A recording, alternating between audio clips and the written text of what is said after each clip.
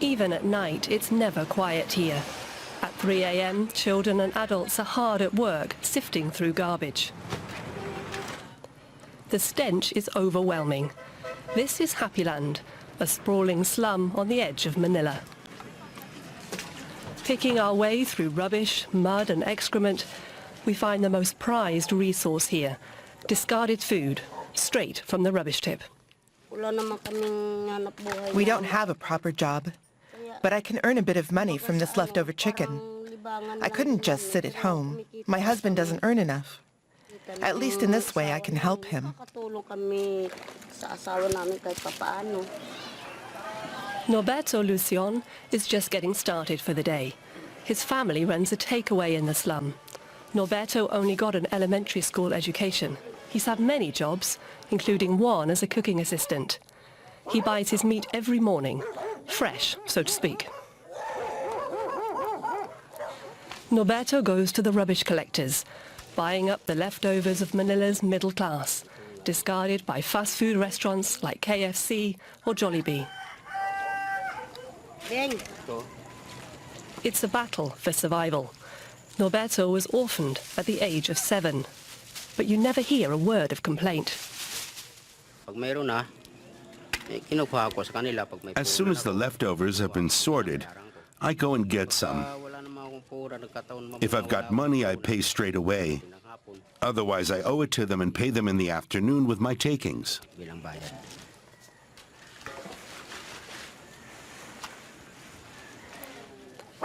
More than a quarter of the Philippine population lives below the poverty line. Happyland is home to the poorest of the poor. Preserving your dignity in the mud is a struggle, just like finding enough food to eat. Norberto is in his early 60s. He's lived in Happyland for more than 20 years. He used to live in the notorious Smoky Mountain garbage slum, which was officially closed in 1995. He was moved here by the government, supposedly on a temporary basis. But plans to resettle residents have failed, so Happyland lives on, home to some 25,000 people. Norberto has to buy clean water and then carry it back home. There's no running water here and only communal toilets. Diarrhea and sickness are often a problem. If you didn't wash the food, things would probably be even worse. I wash the meat several times. After the first time, the water is still very murky. But after a second time, it's already looking a lot clearer. Then I could take it to the kitchen. The wastewater soon joins all the other waste out in the street.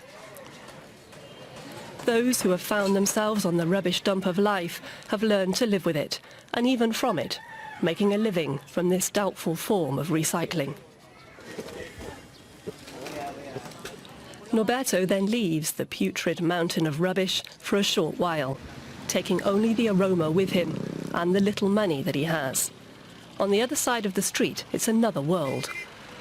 A local market sells everything that the Philippines' fertile soil has to offer. Norberto comes here to buy fresh produce. His food has a good reputation and he wants to keep it that way.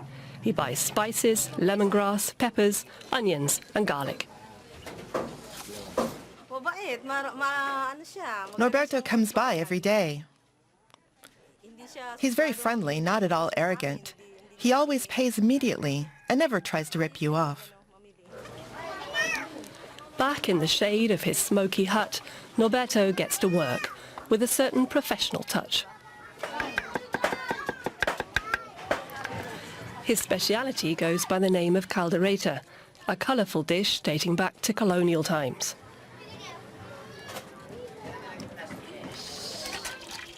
The original version used goat's meat and was reserved for special occasions. Norberto and his wife Rosa Maria have modified the recipe to save money. A little annatto from the achiote tree is added for colour.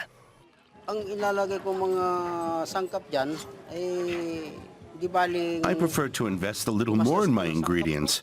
I want it to taste good. I paid 60 pesos for this. I think it's worth it. My family and my customers certainly like it that way. The leftover chicken was 80 pesos. That's a cost of 140 altogether, the equivalent of €2.60.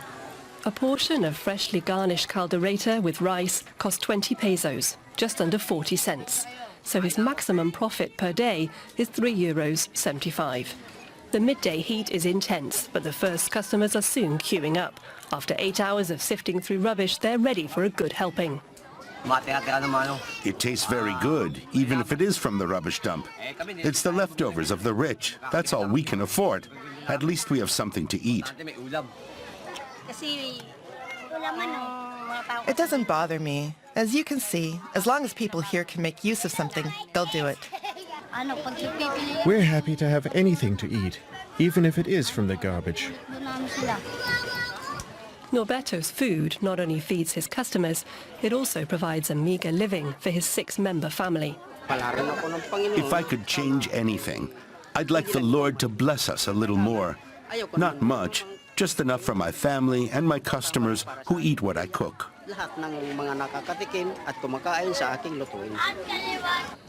Life goes on in Happy Land, the garbage slum, where Norberto is now cooking his second batch of caldereta.